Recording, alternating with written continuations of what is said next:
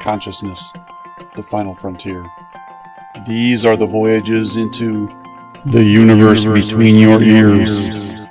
Our mission, to explore collective wisdom, seek out amazing secrets, and spread the message of personal potential.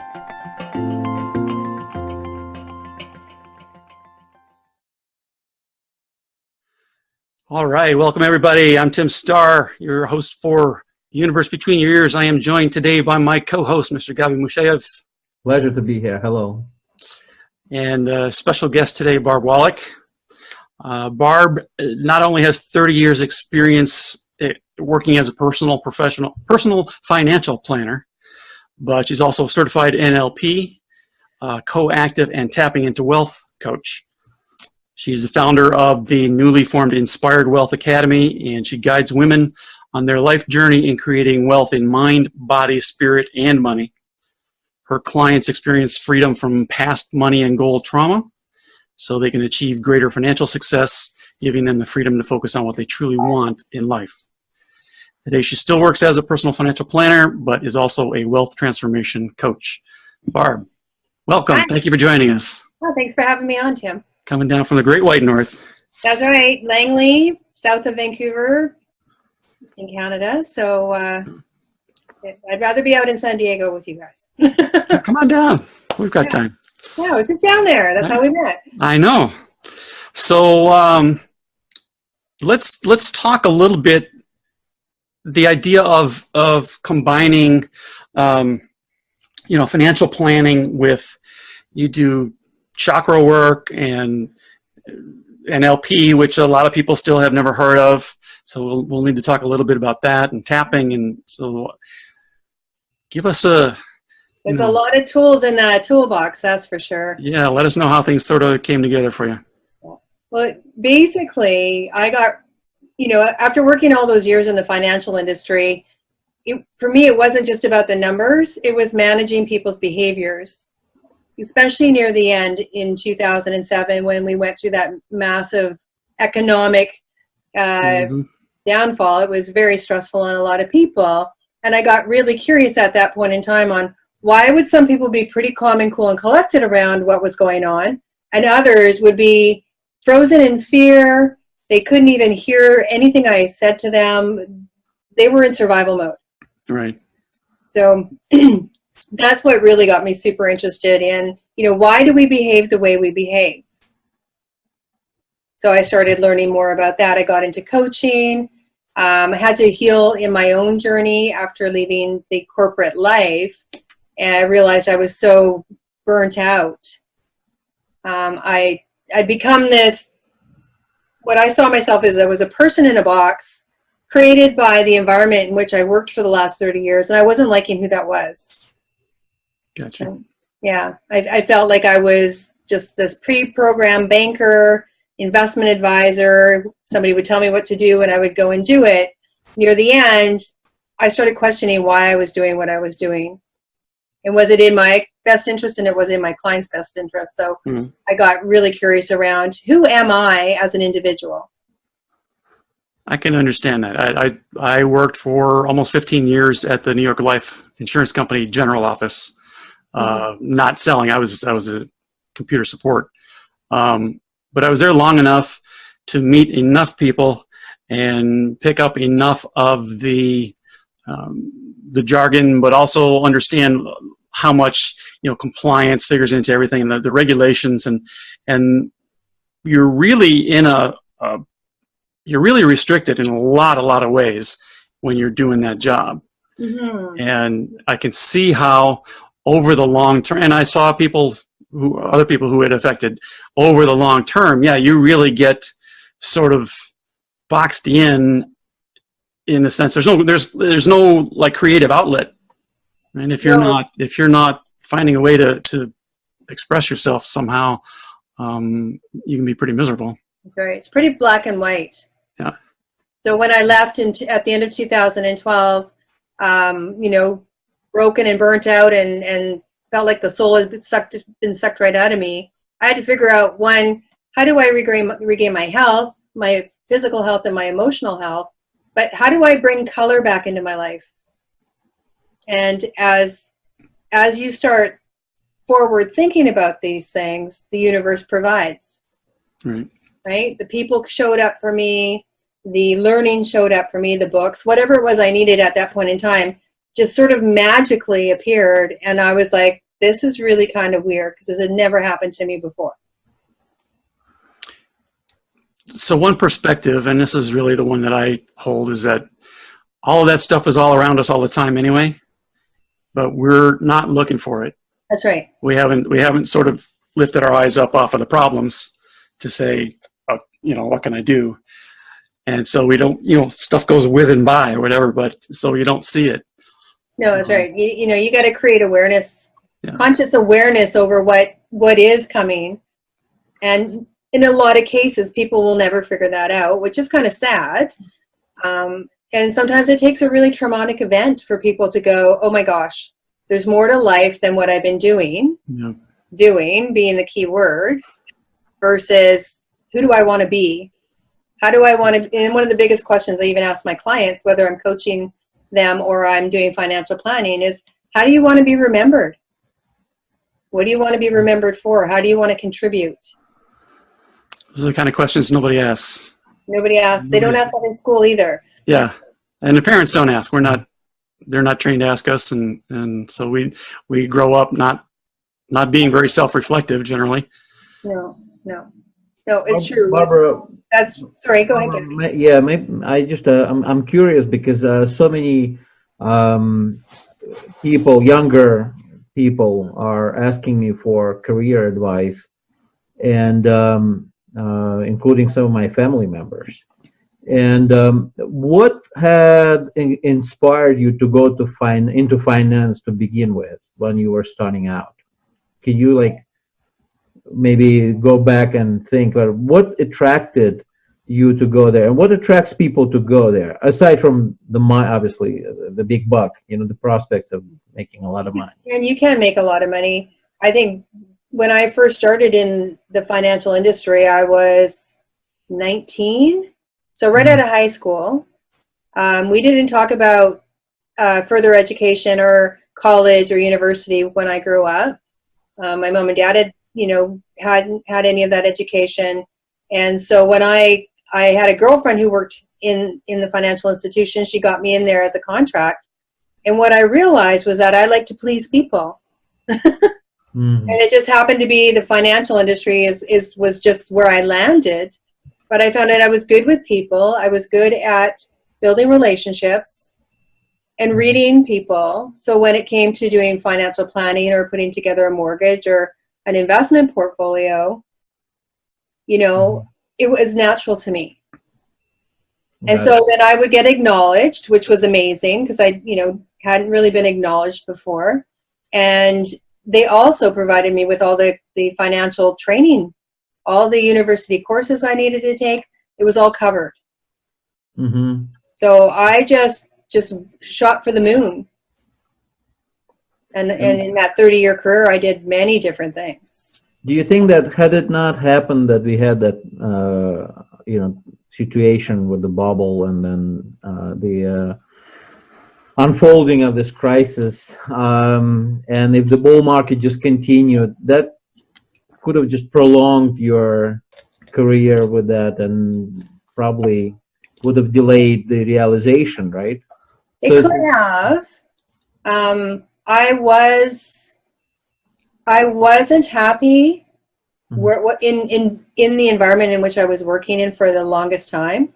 I had my daughter in 2001, and I went from a very career-driven woman in management in the bank, just on that corporate ladder. I never thought about having children, to getting pregnant and then having a high-risk pregnancy and being on bed rest. So I had to put my control to the side and have somebody look after me. And after that, I realized there's more to life again. Our lives were at risk. So when I went back to the bank after that, something didn't fit so well anymore.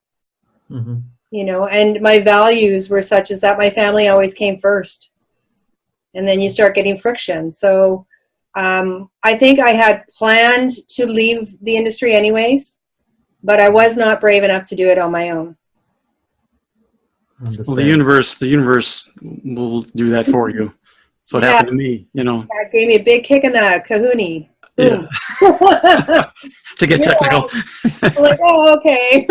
And you know, I saw it coming. I saw the writing on the wall, and then it happened, and you know, I went back 4 months later. I created my own business.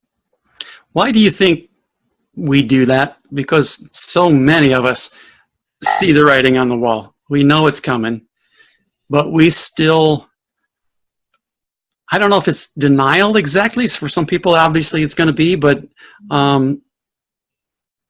somehow we just sort of don't think about it, I guess. And that's scary. Yeah. Change is very scary.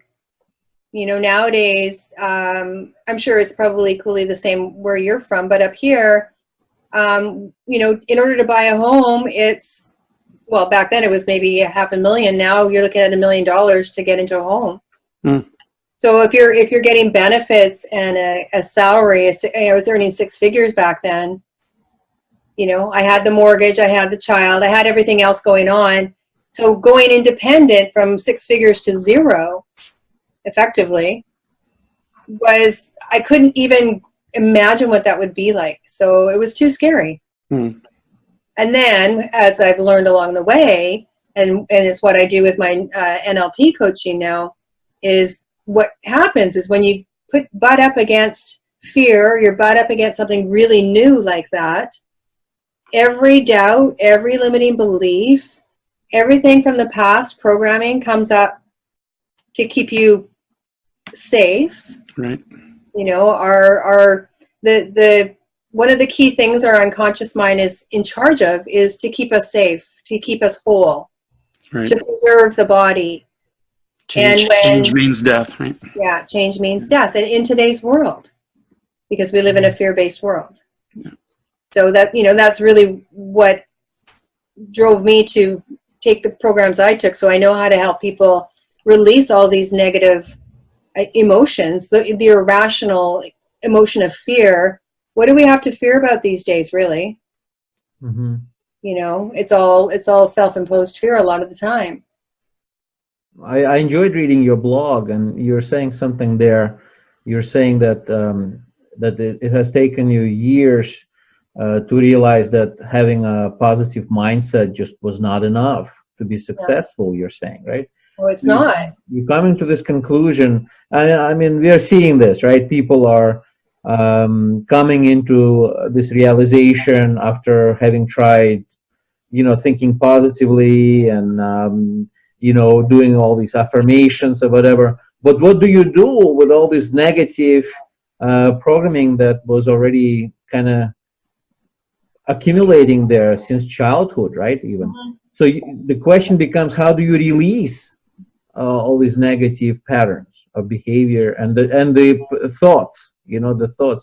And to me, it was always like, okay, well, I have control over my thoughts. And if in every moment I could basically stop and not focus on anything that was not, you know, perceived by me as positive, right? Mm-hmm. Then I guess I would be okay. But it's not that simple, right? It's not. It's not. You know, and I came to realize that very quickly after my mom passed away almost 2 years ago, you know, and it's when you lose a loved one, you're going to grieve, you're going to be sad, you're going to be angry, you know, you're going to be a mess for a little while. But what that brought to the surface of my own life was that I realized that I'd been carrying this underlying feeling of sadness with me for a very long time. And I didn't know where it was coming from. So even if I felt great joy, it wasn't as bright and vibrant as it could have been. Pulling at me. Yeah. So when I did a breakthrough session with a girlfriend who trained me in her modality, we were able to go down at an unconscious level to the root cause of sadness and basically have it go like that. So what happens is that again, is all our unconscious mind. We call it a mind, but really it's in our whole body and from the cells out. Our unconscious mind, the rule is it's always right. So you can say, I have a millionaire mindset, but on an unconscious level, there could be past history that says you're a loser. You're always going to be broke. Whatever's going to come up in you on an unconscious level. So the unconscious mind is going to go, yeah, we don't believe that you're a millionaire mindset. And we're going to prove that you're not, because this is what we've been led to believe is true for us or for you. Mm-hmm. So we go in and we get rid of all that in NLP. So you want to, for people who might be listening or watching who aren't familiar with NLP, you want to give us a little history on that, a little education? Yeah, so NLP stands for Neuro Linguistic Programming. And at its very basic explanation would be, it's the study of excellence. It's how our neurology, how the thoughts, the events that go on around us, the thoughts we think, the feelings we think, play out in how we behave today. So the unconscious mind remembers every single thing that has happened to us on a timeline. From the moment, or even in utero, it can sense, it can feel, and then as from age 1 to 7, we're just this big open consciousness that we bring in everything, and it's usually we bring it in as truth, when in fact it's not necessarily true. So if our unconscious mind remembers all these things and say, mom didn't get to us to feed us when we were hungry, and we're angry and we're hungry and we're feeling really bad, we're screaming and we're screaming and we're screaming, boom, that's when we finally realize that that's what anger is. And then more episodes happen, and then this anger builds up until, if it's not dealt with, we get road rage, we fly off the handle. And it's just the ability to go back and say, to take the lesson from the event, whether we remember it or not. Half the time we won't remember it, but the unconscious mind knows that because it's stored that in there. And so we go back and we ask, what's the lesson to be learned? Let's have a little bit of an observation of the event. What do you think happened? And it could be that your mom was exhausted looking after your twin sister or your other 2 siblings, and she was doing the best she could. So when you can realize that and let go of the anger, then everything sort of gets let go along the way. Sort of a simple explanation. But so your neurology, the language you use, and then how we're programmed. Sorry, you're using to reprogram your soulware, I encountered. I think it was an interesting way to put it, right? Yeah. So it's like karmic glitches that we have along the way, right? Big enough events that get in the way of how we operate today, or how we see our world. Everybody sees their world in a different way. A great analogy is, you can be witness to a car accident, and so can 5 other people. But when the police go and talk to the witnesses, every single person is going to have a different version of what they witnessed, right, based on their past experiences. Mm-hmm. Well, that experience, I thought, the way you described it, right?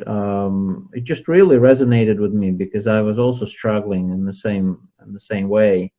And you know what? The funniest thing is that it was very much connected to investing. As a matter of fact, I was never a successful investor. And I would take chances, because I do like a little bit of a risky, proposals as far as investing. I want to take chances, right? Yeah. It excites me. And then I pay a lot for this risk taking. I'm not a risk averse.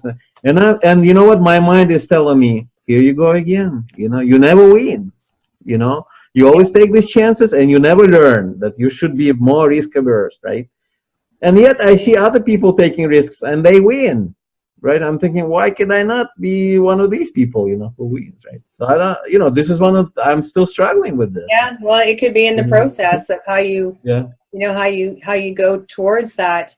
And if you have in the past at any point in time, or witnessed in your family, where somebody made a bad investment that caused you as a child to feel unsafe.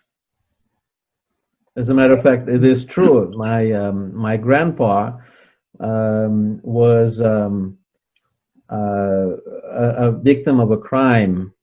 He was thrown out from a moving train, and all his money was taken away from him. And that story was told to us kids, the grandkids, right, through all our childhood. Like, do not go into this, stuff that you have to have a lot of money and it's very risky, whatever. And that story, I'm thinking, still is affecting us. For sure it is. Yeah. For sure it is. And in the tapping into wealth coaching that I do, it's around, what's going on with our money stories. What did we witness as children that wasn't true then in most cases, as it pertains to that individual, but is definitely not true today. Another story there would be, you're out with your mom shopping, whether, and she buys you a new outfit, and you go out and you have a nice afternoon, and you get home, dad comes, back, because my mom didn't work and my dad did the work. He worked and supported the family. So you come home and he would notice that the kids were all dressed in new clothes. And then he goes, "What are you doing? We don't have the money for this. We can't afford this. I work hard all day to put food on the table, and you're going out and buying them new shoes and a jacket, this, and, put them in their old jeans. They're just going to go play in the dirt anyways." Right? And then you witness your mom going through what she's going through, but you as a child are going to take that on as, oh, it's our fault. It's my fault that my dad is now mad at my mom. So it mustn't be good to spend money that way. And then we bring all that with us into our current reality. So maybe every time you go and buy yourself a new pair of shoes or a new suit, these feelings of guilt come along the way. Right. So Gabby's mother bought him a new outfit yesterday, I think. Ah. Took you shopping. And Yeah, if my mom was actually one of these influences that counterbalance the negative money programming, because she came from the family of abundance, and I thought if I came out okay, it was, because of that, another effect that was kind of negating the neutralizer. Neutralizer, yeah, exactly. Yeah, lucky that way. I think there's probably two key beliefs that really get in the way of, standing fully in your power. And especially if you're, in business and being out there and being noticed and visible in building your business, is the belief that you're not worthy and or deserving. Well, if you don't feel deserving at a very deep level, even when you receive something, you're going to want to put it away or throw it away, or because you don't feel that you deserve that. And there's a visualization that I do with my clients, and so I will get them to write down on a piece of paper how much money they would like to earn, and then double it. Then I get them to close their eyes and visualize stepping onto the stage with a big sign, lots of lights, with this income goal on it. And they're going to stand in front of all their friends, their family, their co-workers, anybody they've ever had any relationship with. That's going to be the audience. And I ask them to stand up on that stage with that sign and go, "I'm making $100,000 or whatever the number is, and I am worth it. I deserve it." And then I get them to tell me, what do they see on the faces of the audience? Do they see their friends go, "Yeah, right," or do they see their parents going, "What, she's too good for us now?" And some people might walk away. Some people might go, "Yay, good for you." But what they're witnessing on that audience is actually how they're feeling about it themselves. Yeah, I could see that being pretty powerful. Yeah, and then we can work towards releasing some of that, that negative energy and that stress. It's really stress. And that's what the Tapping into Wealth program does, is we use emotional freedom technique, which is tapping on meridians and nerve endings on our face to reduce and calm the stress response in the body. You segued right into what I was going to ask you. Mind reading. So again, this is something that a lot of people are going to have no idea what the heck you're talking about. Mm-hmm. So let's clue them in on that. And you know, well, let's start with an explanation of what it is. Maybe a little more than what you just gave. Yeah. And then how does that really work? Because when I know somebody who just rubs your hand and says he can eliminate any negative feelings about the worst experience you've had in your life in 20 seconds. And, you know, so I'm skeptical. Yeah. I think I would be a little bit on that one, but I don't know what it is or what the science behind it. So with EFT, emotional freedom technique, or tapping, it's often referred to, it's very similar to, it's an ancient Chinese method for reducing stress in your body. And how it works is very similar if you're familiar with acupuncture. Mm-hmm. And they would put the needles on the different meridians and nerve endings on the body to calm the body. And when a body is calm and in non-stress response, it can heal. So what tapping does is it allows you to basically tap on the different nerve endings on the body. And we do inner eye, outer eye, under the nose, the chin, the breastbone, and the top of the head. There's many different points, but those are the ones that I typically focus on. So what we're doing is we're stimulating those nerve endings, and that signals the amygdala, which is a very ancient part of our brain, that we're not in a situation where we need to be stressed. We don't need to fight. We don't need to run. We're not going to be murdered by the grizzly bear out the backyard. So by doing that, we reduce the stress response. So with tapping around money, so say, for example, I just had you go through that visualization and you're starting to feel stressed and emotional. You know, my family's laughing at me. They think I'm not good enough. I get them to verbalize it and tap on the points. So we're acknowledging the negative thoughts, words, behaviors, patterns, emotions. So we're getting it out, we're acknowledging it, and we're calming it down at the same time by tapping on those points, creating that signal to our amygdala that we're in a safe place. And then we always do a round of the negative, acknowledge that it's there, because it's there. We can't say it's not there, it's there. So let's acknowledge it, get it out. And then we do a tapping around, the more positive aspects.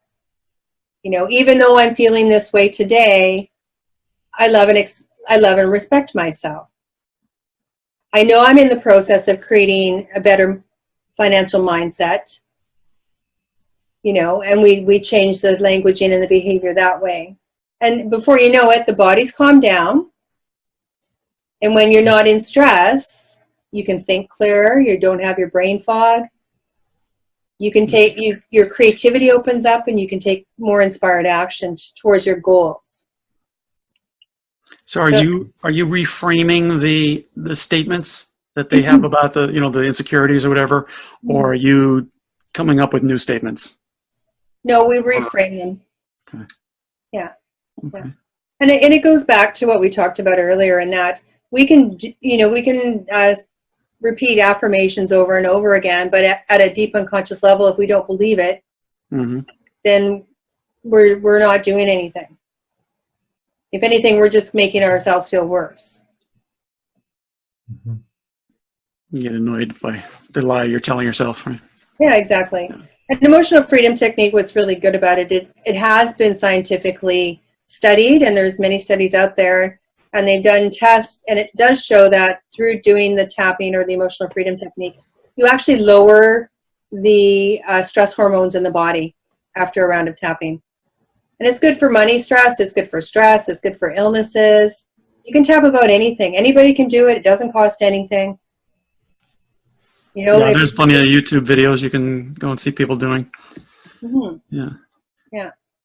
So because we're a little bit short on time today, Gabby, did you have something on that subject you wanted to ask? Kind of looked like you were. Oh, no, that's an incredible technique. I want to learn more about this. Absolutely, I want to read more about this. And thank you for introducing this. You're welcome.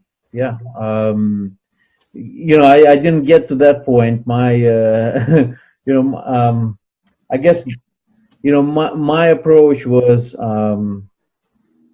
really to try to stop thought, to be in the moment and stop thought. And that so far, I could claim that, I've had, in the last 6 years,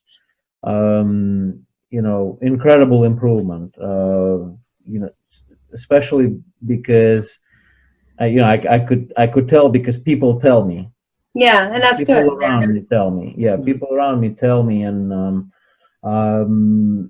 I quieted this constant worry that was kind of going on in the background, this noise, right? Mm-hmm. I quieted it down, but I'm very vulnerable. I see that I'm very vulnerable when I'm surrounded by people who could easily get me, with their programming, right? So, and I realized for myself that I need to consciously move myself into the environments where there is more positivity, more,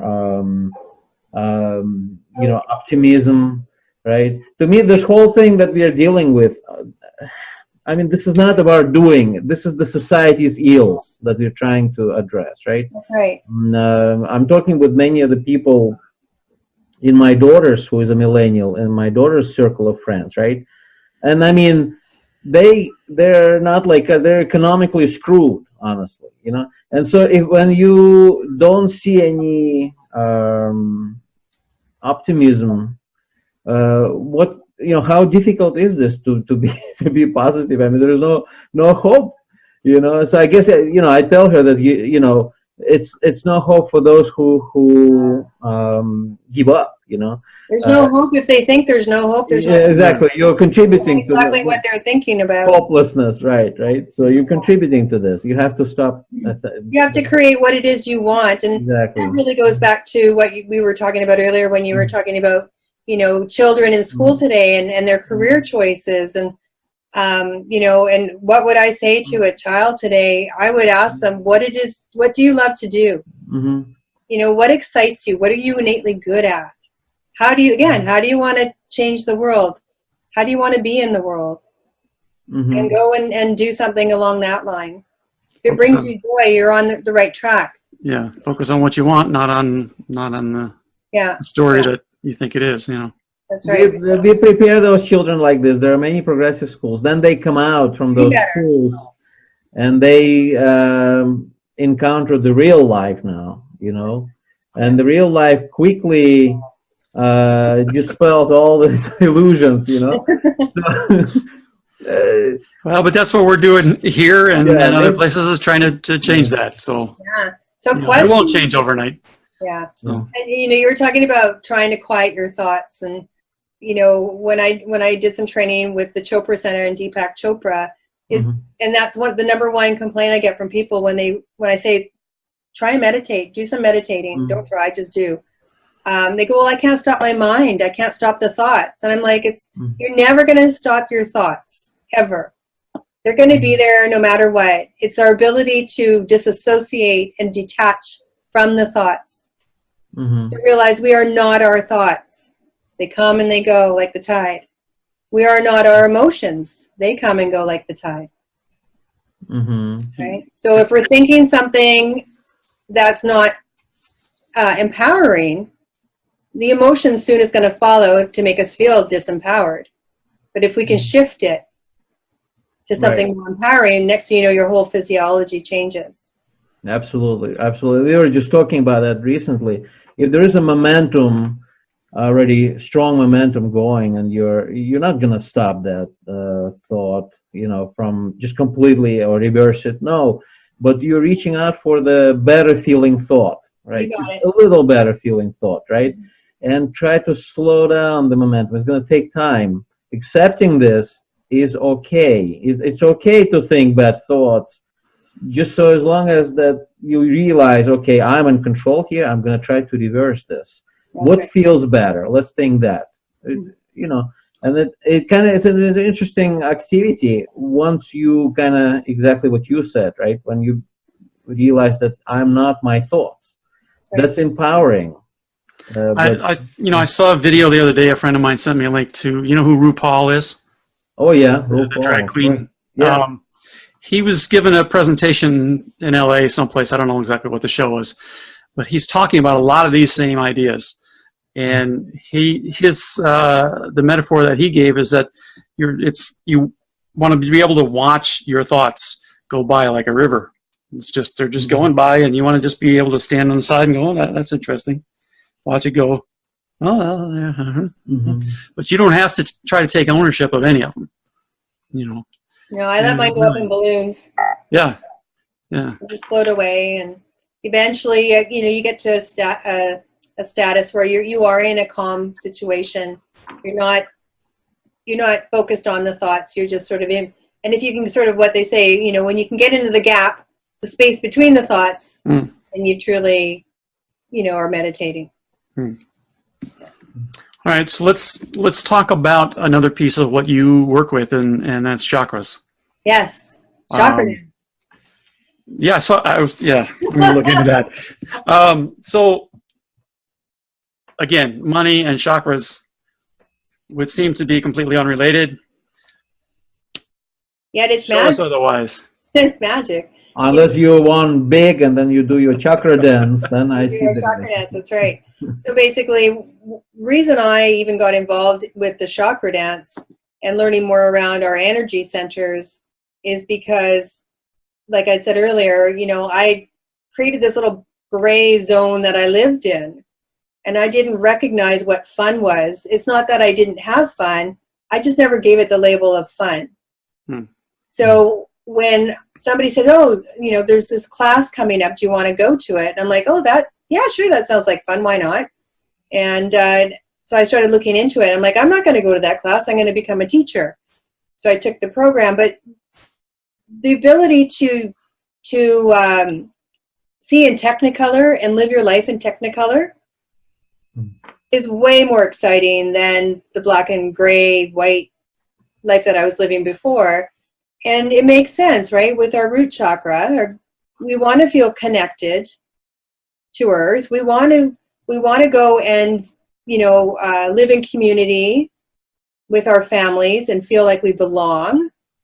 We want to go with the flow and be creative. So it's just these energy centers. If they're too open or they're too closed, we're not flowing properly. The energy is not flowing. The chi, I guess you could call it. So with the dance, I'm able to do visualizations with clients.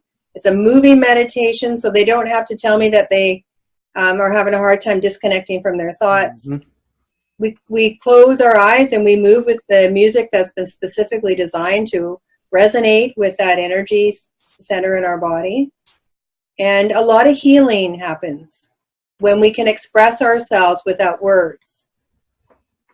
We talk about trapped emotions in our unconscious mind. Emotions get trapped in the body, and a very gentle way to heal that, to move that, is through the dance and the music.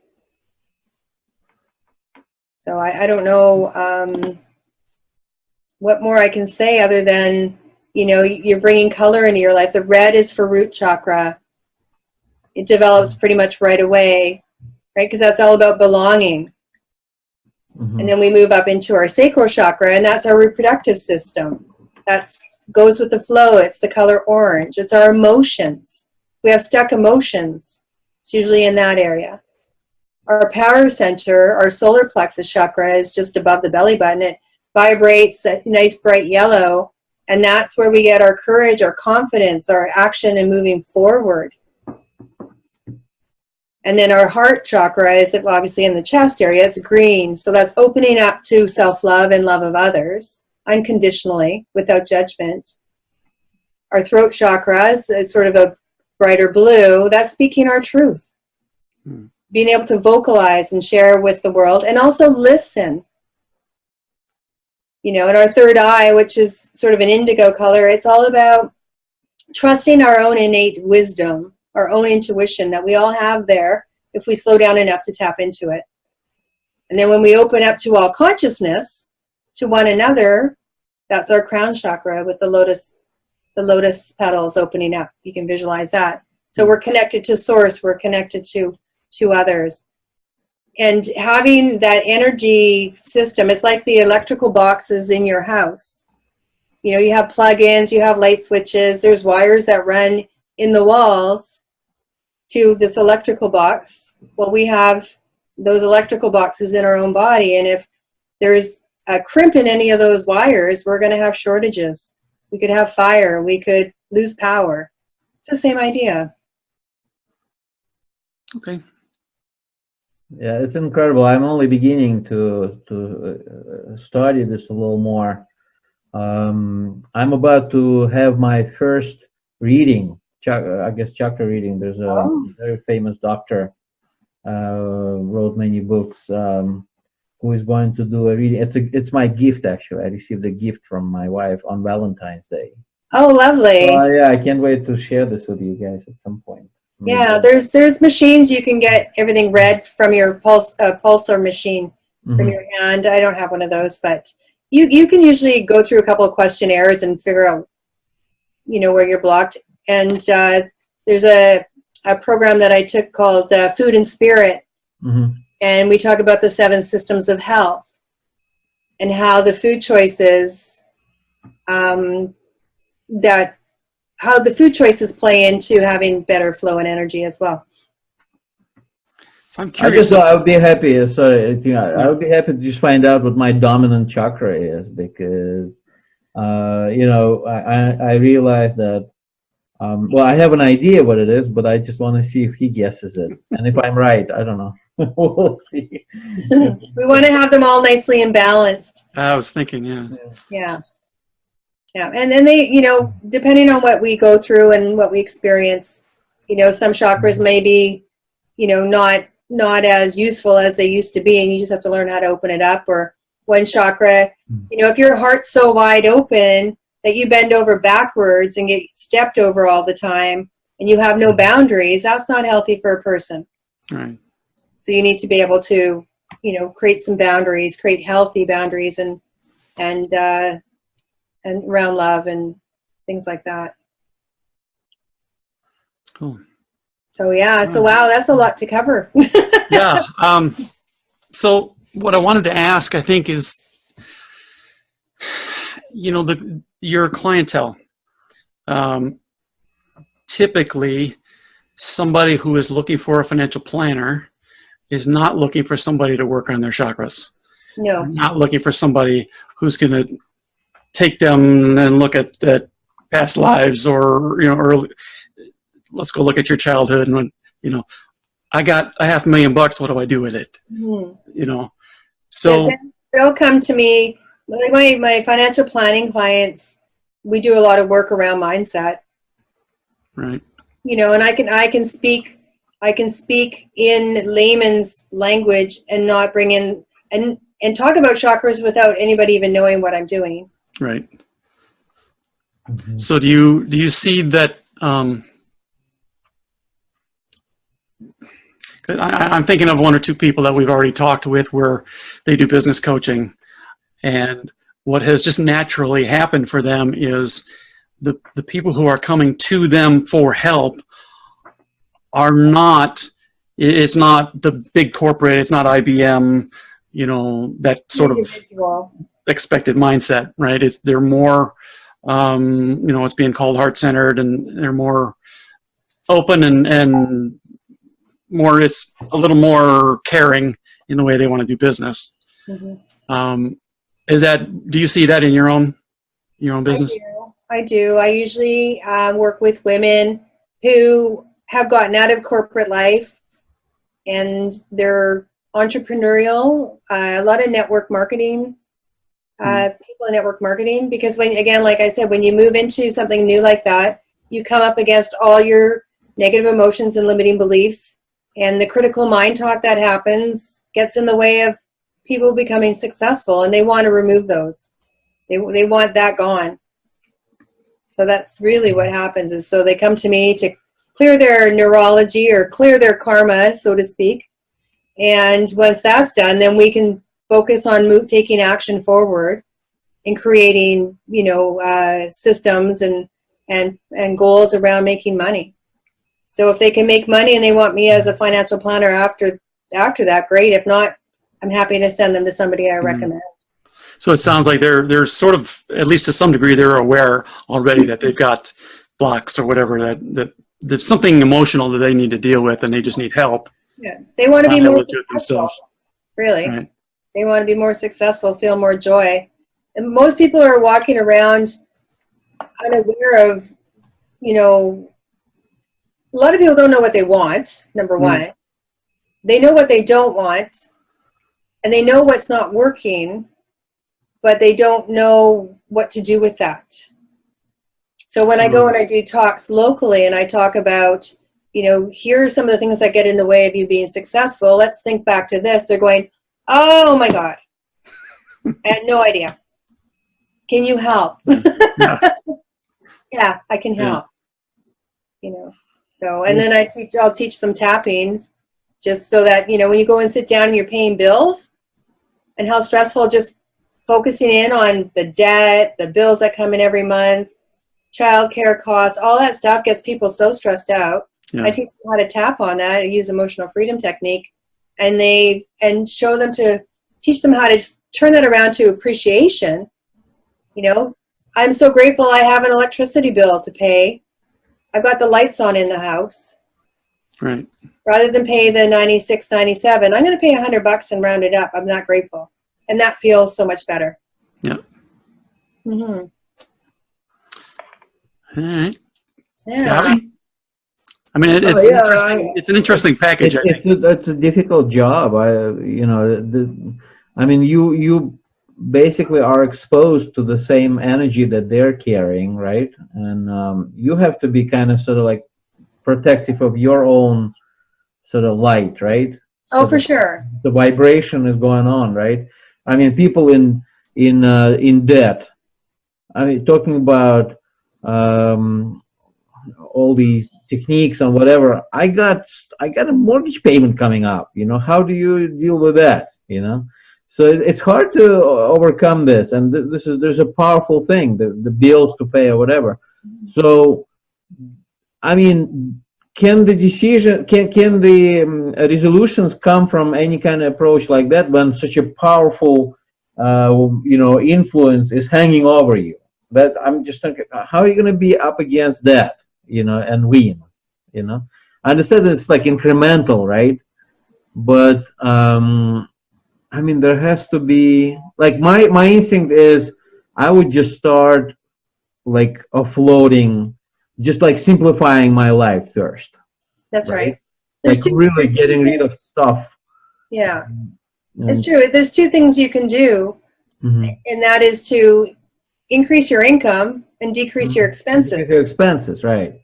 It's as simple as that. But to take small steps, to create awareness. Plan, be prepared for disasters. Sometimes those small steps are enough to sort of change the mindset a little bit too, because we tend to just get the deer in headlights thing and not do anything. And sometimes just doing something small is enough to get you started. That's right. And you can just feel better right just from that. Exactly. And that's the coaching program I do with the tapping around money. And we do earliest money memories. We do money trauma, goal trauma, all the limiting beliefs. We work all around that. And, coaching is not just about uncovering what's wrong. It's about releasing it. And it's about focusing on what you want and accountability. So nobody gets out of a coaching call with me without having 2 or 3 things they need to accomplish prior to the next call.